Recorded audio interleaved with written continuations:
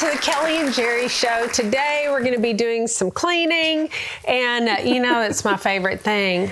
Not. It's not. Who likes to clean? I thought you did. Not really, but I don't know, but I think that these lovely cleaning head rags are awesome. But you know what it makes me think about? In the 70s, when I was we were growing up and a teenager, actually, I wore these. I remember. I wore them on my head when my hair was dirty.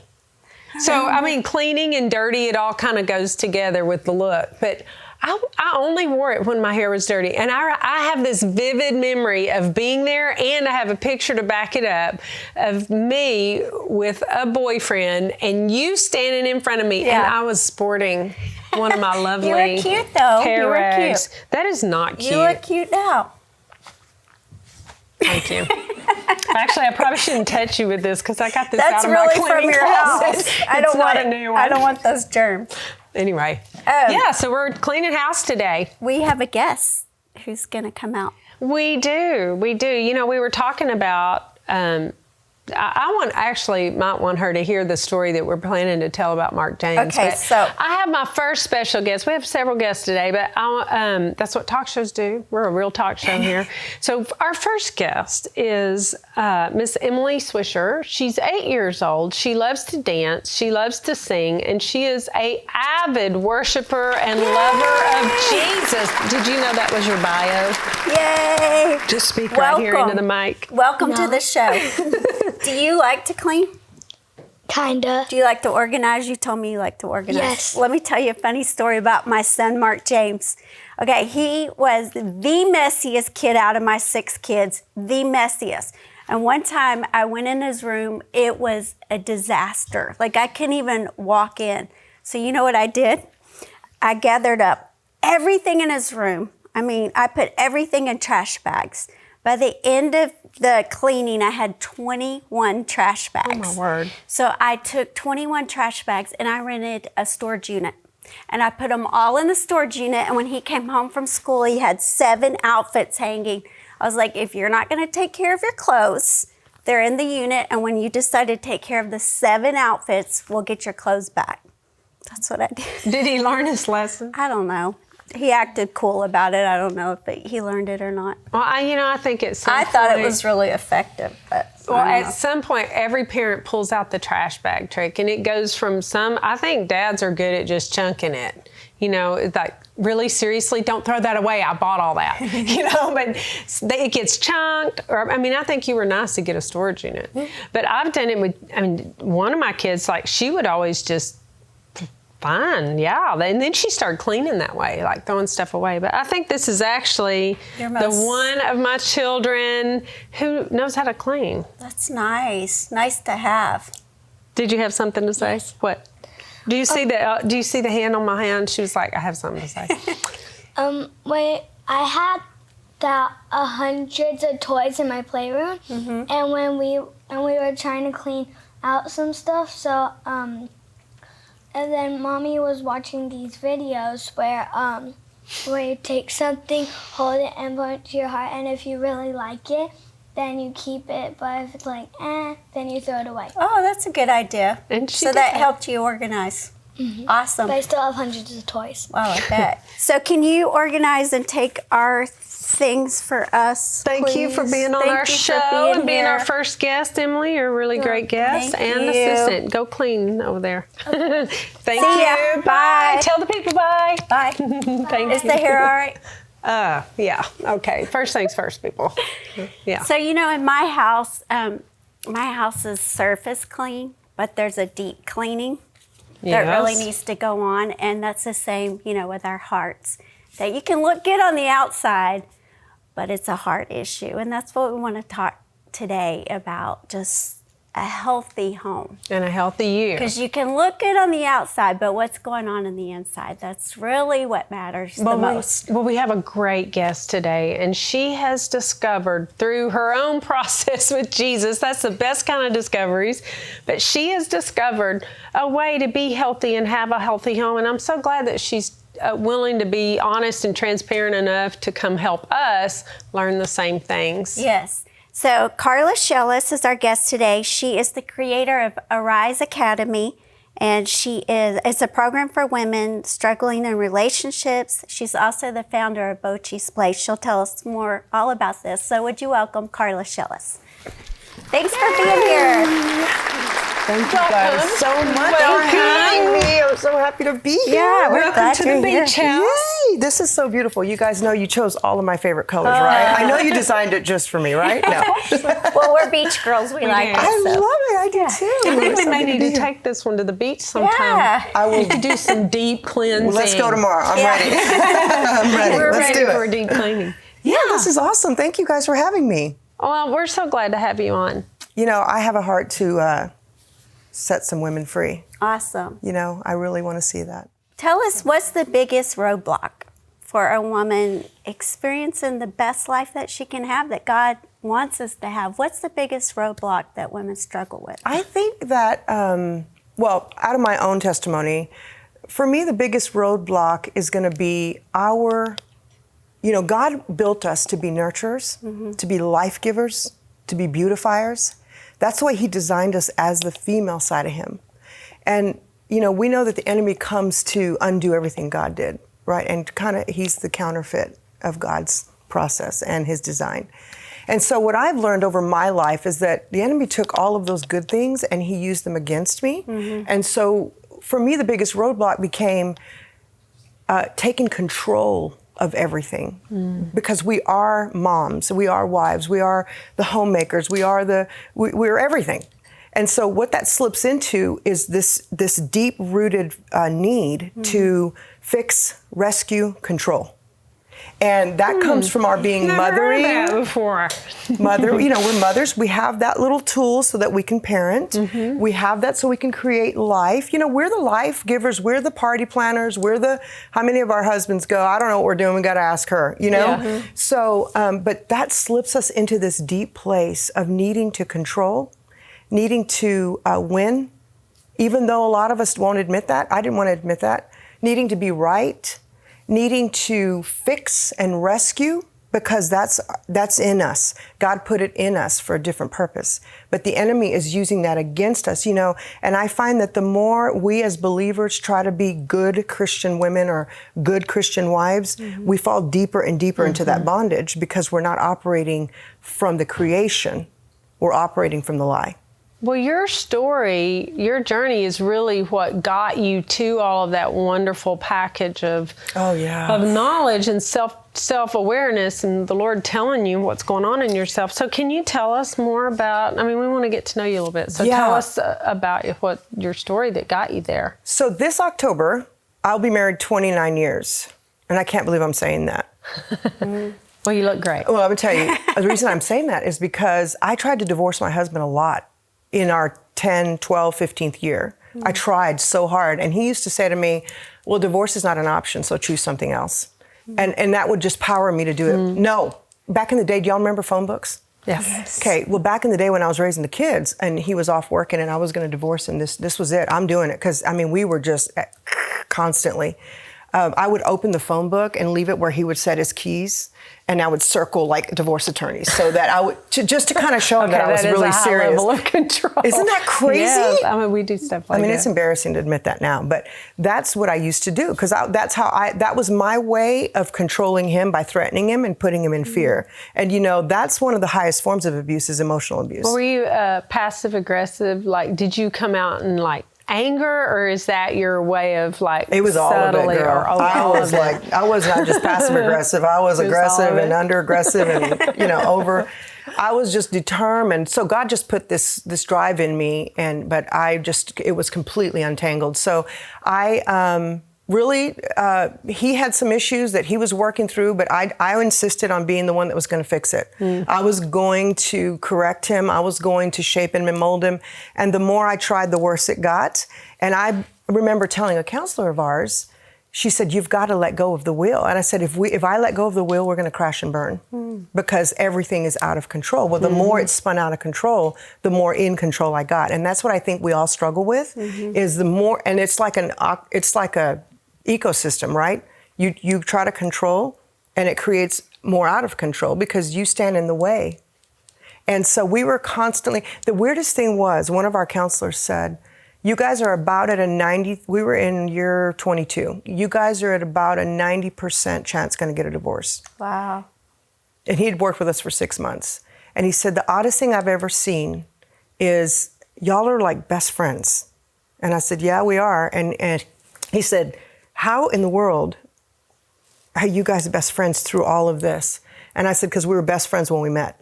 Mm. And so he said, well, the friendship is what's keeping you together. That's it. And I thought, okay. So, and at that point I was completely shut down, so I didn't really care. But we worked through that, and here's the secret.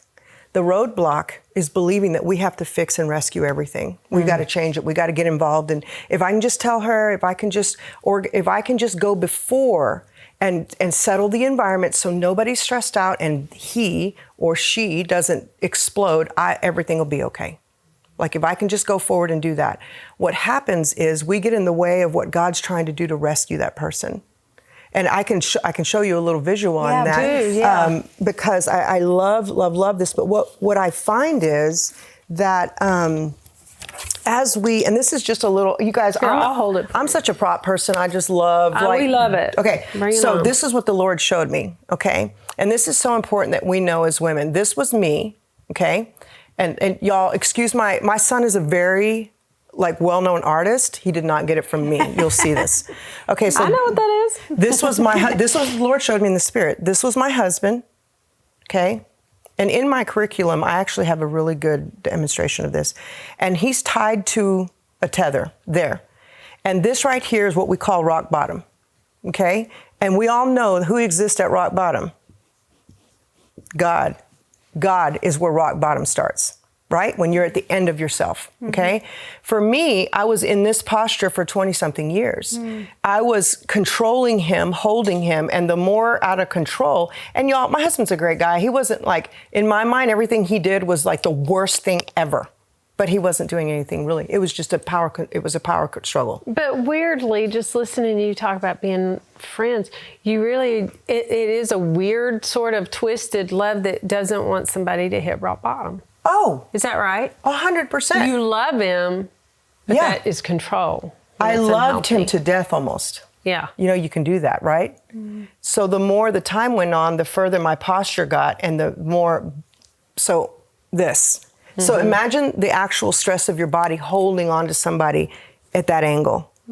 The sweat, the frustration, the exhaustion, the bitterness, the nitpicking, stop moving, because now he's hanging, and this is the visual the Lord gave me.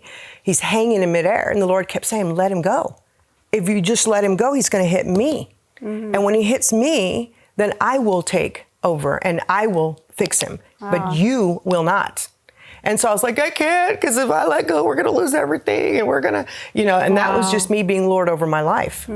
Okay. So then the Lord showed me one day, and literally I saw this in the spirit, me holding these gigantic scissors, and it was literally cutting that rope. And it was during a day that I was doing some gardening with my mom. And my mom was such a green thumb and I was not. So I was having a party that weekend. We got to have the backyard looking good. So I got all these beautiful flowers and I put them against my back door, which had a shade on it, like the awning. And my mom said, you need to put those in the sun because they're going to die there.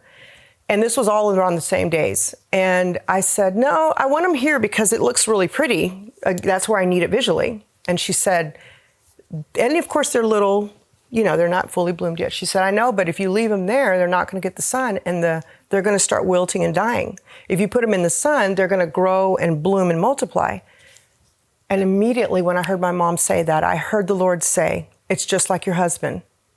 If you keep him in the shade, which this is what the Lord showed me, this is the S-O-N. Okay, my mom was talking about the S-U-N. The Lord said, this is your husband. His name is Simon, okay? She said, the Lord said, this is your husband. This is you. You are hovering over him and you're creating shade, which is why he's not growing, which is why he's not blooming, which is why he's not multiplying. Push him out, let him go into the S-O-N, give him back to me, and I will multiply him and grow him. And that was the beginning of my lesson. That was the beginning of me truly. It was literally, I felt like I was literally running off this cliff myself. Wow. Because the idea of letting him go and hitting rock bottom, to watch, because I was a control freak. I was addicted to control because I thought if I can make it happen, then it will come out right. But I just kept running in circles. But it's also so easy to think that to be a good wife or mother or father or whatever, or husband, that you have to keep negative consequences from touching your family. That's right. And that's what that is, isn't it? But negative consequences are really God's opportunity to grow that person. That's so good. Because, we know when we go in, what happened with Meshach, Reshach, and Abednego? They had to go into the fire bound up, but they came out of the fire free. They met a man. They met a man, but they met the man. Why do we, it took me 20-something years to realize, even with my own children, that I need to let them walk through their own fires. Mm-hmm. I need to stop trying to be the Lord of their life and let them, because I know now that by them walking through their own fires of consequence, that their chains will be burned off. Wow, that's... Do you see what I'm saying? This is hitting home with y'all. I know it is, because I hate to go by chill bumps here, but the spirit of revelation and freedom is all over what you're saying if you just take it. So when you said you knew you were a control freak, is that something the Lord had to reveal to you? I mean, everybody told me that, Jerri. Yeah. Everybody told me you're so confrontational. I used to own a lot of restaurants, and my GM, my general manager of the restaurant, would say, so-and-so wants to come say something to you, but they're afraid. And I would go, why are they so afraid to come? Because you're very confrontational and you're scary. I'm like, respond with more confrontation, And I then started having to hear, and this is a good question you asked, I started to hear people say that. And during my healing, I decided I was going to take the bottom common denominator. And I wanted to stop speaking and start listening so I could hear the boldness that people had to actually tell me truth. Because that's the other thing I did with the closest people around me, is I did not tell them truth. Let me back up. I did not let them tell me truth. So I was isolating myself on an island where nobody was bold enough to tell me the truth because they couldn't trust me with their truth, especially my husband. I'm not going to get beat up by you, and because I would turn it around and make it his fault and all the rest of it. So I then started realizing I'm desperate for people to tell me truth because I want to be free. Because you know why? Because I was tired of carrying that weight, that pressure of having to make sure everything worked out and having to make sure every T was crossed and every I. It's exhausting. So it took you to get in a place of surrender. Oh, I was done. Exposing that. It was. And I just decided I'm not doing this anymore. And I remember having this talk with my husband and saying, because after every Beth Moore Bible study or after every Joyce Meyer seminar or something, I would come home and be a new woman for 2 weeks. Yeah. That went on for 15 years. You know how we do, right? We're all fired up. We're on top of the world. Greatest studies of my life. They formed me, but I used them the wrong way. And I remember coming to my husband. I said, we need to talk. And I told him, I'm going to release you. And he was like, oh, what are we doing now? Like, is this your new approach? Is this another divorce talk? This is another divorce talk. Is this your new approach? And I said, I'm going to release you. And he was like, what does that mean? Are you divorcing me again? He was so jaded, And I said, no, I'm finally releasing you. I'm just going to let you go. I said, I'm going to let you go. And whatever you do, you're going to have to face the consequences of. And I'm going to be behind you praying for you and believing you. And I'm not going to hold my anger for the way I think you need to be. Instead, I'm going to pray behind you and ask the Lord to expose who you really are to you, and then to me. But that's a huge revelation for me, was to admit. I'm going to tell you a secret. We're all, especially women. Women, I think, are the most controlling creatures. And we all do it to an extent that's either out of control or under control.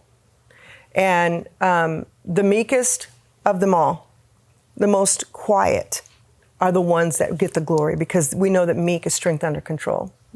But there are these women that have very strong giant husbands, and they're not controlling outwardly, but they are behind the scenes. They have something, but it's a bondage that we all carry. So, you went into your husband and you said, I'm letting you go, and elaborate on that if it's, if you want to, which I'd love to hear. But well, what I really want, I think people want to know too is, and I'll give you the rest of that time to answer that, but what people need to know too is what step in their journey, what does that look like? This is what I want to show you this for, because this is a great visual that God gave me during everything I'm sharing with you. I'm sharing with you based on what God showed me during my freedom walk, okay? Mm-hmm. So this is the place I want everybody to see, because this is the most important thing. I'm going to leave this over here until I'm ready. The most important thing for us to know how to get out of this place, okay? People ask me all the time, so how did you get out? Mm-hmm. Okay, so this is what it was. I want you guys to imagine really quick with me that this is how most of us walk around. Empty. Yes. We all know that God put the cup in our soul for Him to fill up. We know that, right? Mm-hmm. If I ask you, so you're gonna play my husband for a minute. You're gonna play my friend or my child or whatever it is that we need to fill us up. Mm-hmm. Okay. The word says, and I have this here, he who calls for the waters of the sea and pours them out on the face of the earth, the Lord is his name. And in Joel it says, it will come about after this that I will pour out my spirit on all mankind. Okay? Mm-hmm. So only God can pour. Mm-hmm. So if I need you, Kellie, I need you to fill me up. How are you going to do that? I'd have to pour from You cannot, because only God can pour. So how are you going to get that water in here? Oh, you can't.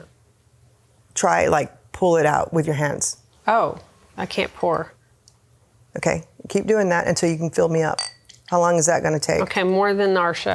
Right. Okay. So you need multiple people doing that, right? So you're my husband, and I need you to pour into me. I need you to validate me. I need you to make me feel pretty. I need you to tell me that I'm worthy. I need you to... Beautiful. Okay. How long are you going to do that before you're totally exhausted? Thank you for doing the dishes. I'm tired.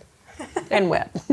Same thing with you. Same. You're going to try. I'm done Look, with you. see how you can barely get in there? You might be my girlfriend. You might be my kids. I'm trying, Carla, to affirm you. I'm trying. Right. I'm just going to and guess what happens? my den. I can fast forward this for an hour, and it might be to that point. Yeah. Right. But then I'm still walking around empty. That's so good. So then guess what happens? I get mad when you don't respond to a text. I get mad when I don't get invited. I see somebody on Facebook having my girlfriends, and I'm just running low. So I am mentally, subconsciously, consciously, everywhere. I'm trying to get everyone else to fill me up. That's so good. Facebook, okay? Now, but here's the deal.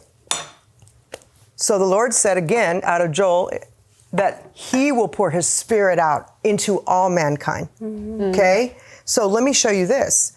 If this is our inner circle, okay? This is going to be, and I teach in my curriculum about the 10 levels of circles around your friendships, and we don't have time to do that today, but that's our inner circle, right? So this would be husband, kids, mom, dad, sisters, brothers, whatever, close best friends, okay? So that's who that is. But whenever, this is the posture I decided I was going to put myself in, girls, that I was going to take it upon myself to have the Lord pour into me so that I can release everyone around me. I wanted to release everyone. I just don't want to be needing you all the time because it's exhausting me and it's making me feel so broken. Because you can't give me what I need. Because you are broken. I want to see you as a bonus. Yeah. So I made a decision. Every single person in my life would be a bonus. And I looked that word up and it said as a payment above and beyond what's expected. So I wanted my husband, my kids, my parents, my friends, my coworker, everybody. I want everyone to be a bonus. So that's the way I look at everybody now. So you're a payment above and beyond what's expected, right? So check it out. This became my posture right here. And guess what? Every day I'm in the Word. I have journaling time. I worship. I listen to sermons. I go to church. I serve. I surround myself with other believers. Guess what's happening? What's happening right there? People are getting the overflow. I am overflowing with the presence of God first. So as I keep doing that, and it's not a religion, it's not like a religious thing, it's according to your relationship with the Lord, right? Everybody around me gets what? Everybody around me. As I overflow, what my goal now every day is to focus on me overflowing from the goodness of God. That's so good. Now let me ask you a question. What does the word say? One thing is for certain, we will be offended. We will be offended in life. Jesus said that, right? So, Kellie, I want you to just tap that glass as an offense. What overflowed? Him. Him. If we get offended again, just the presence of God overflows.